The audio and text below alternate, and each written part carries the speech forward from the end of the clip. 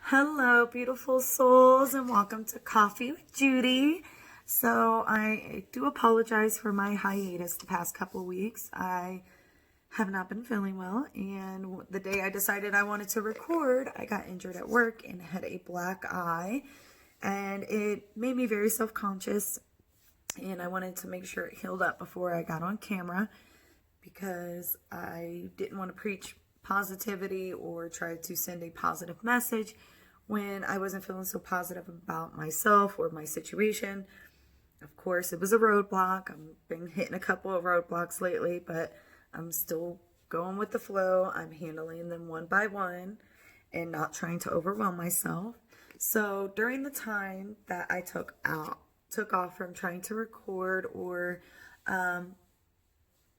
took off just to actually get out and enjoy myself. I went to Santa Monica Beach this past weekend, which I will put a few videos at the end of this just to share if you guys want to ever put that on your bucket list to ever go and visit.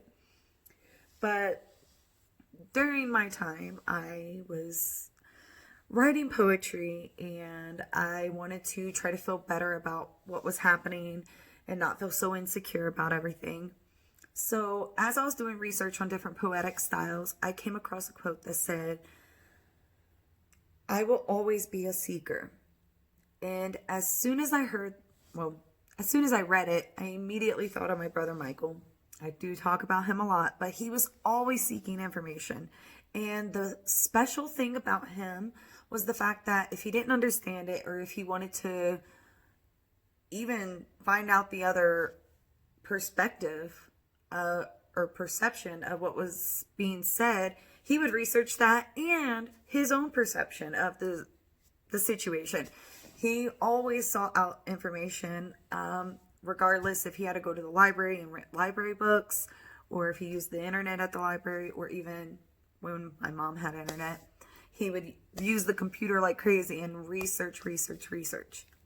But the special thing about him is, instead of learning all of that knowledge and educating himself, he took that knowledge and tried to pass it on to us through messages, through stories. When he would find out different, when he would research different things, he would always sit me or my sister or my brothers or my nieces and nephews down, and he'll try to explain what he found out.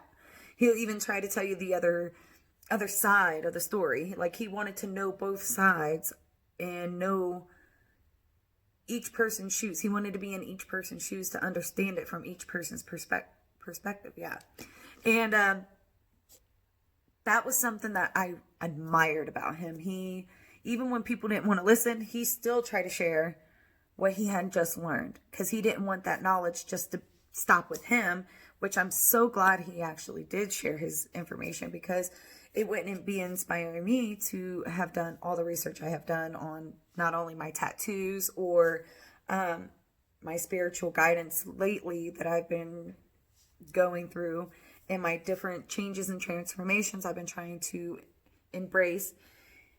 Everything he taught me about research, I have been like literally pulling out of thin air and using lately, because it's been helping me a lot. And when I found that quote, besides the fact that I was looking up different poetic styles, I also was researching information about this twitching that was occurring with my eye shortly after I got injured. It was throbbing a lot, and it would spontaneously start twitching, and it wasn't like any normal twitching. It was like my eyelid was wanting to lift up.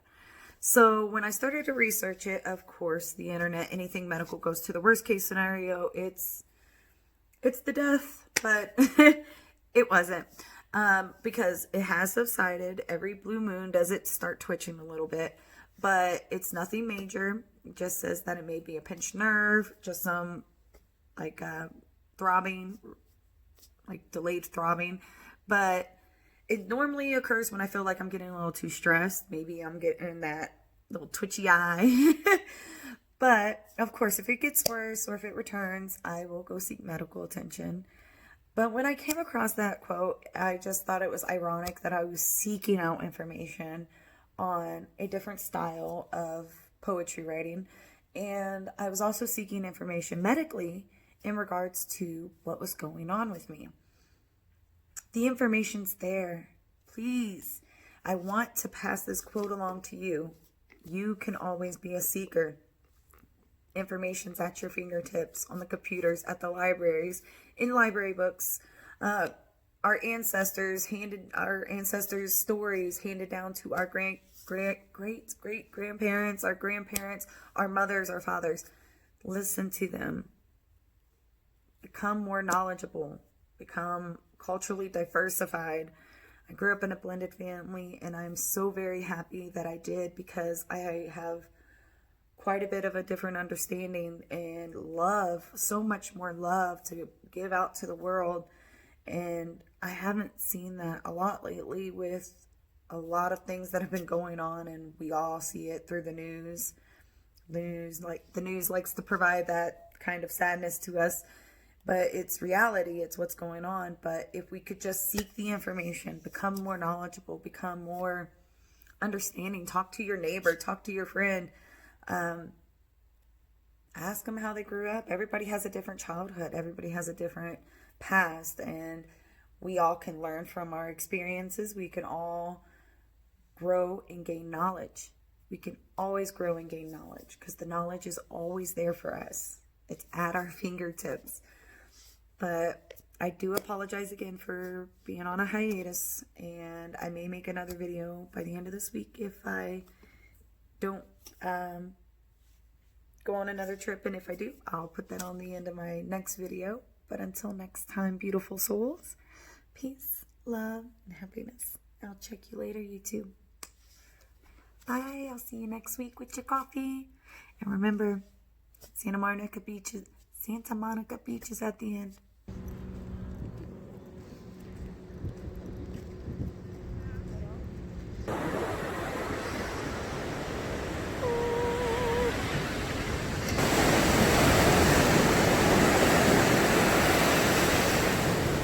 Pigeons. This is underneath the Santa Monica Pier.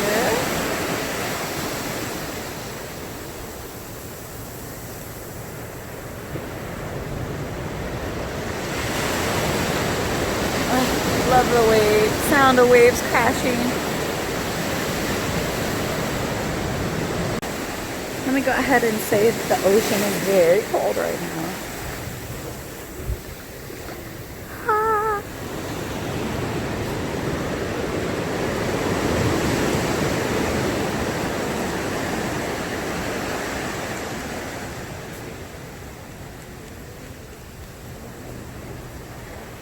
A little bit more quiet on this side.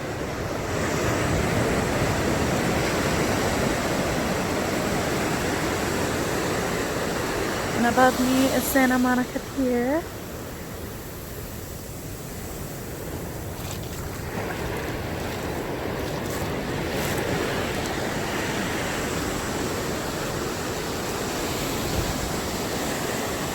See what I have to my right, which is the Santa Monica Pier, and then this is the Santa Monica Beach, right here in front of me.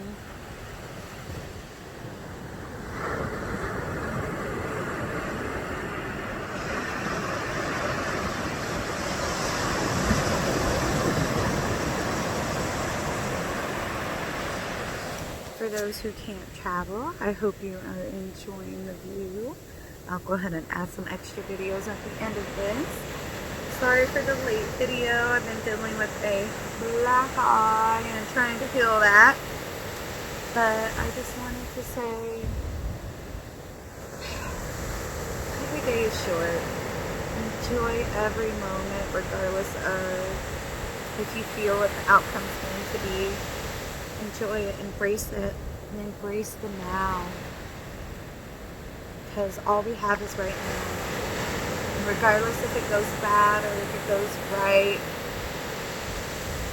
this right here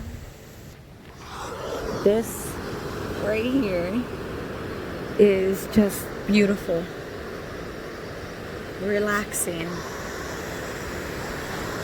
all the way down.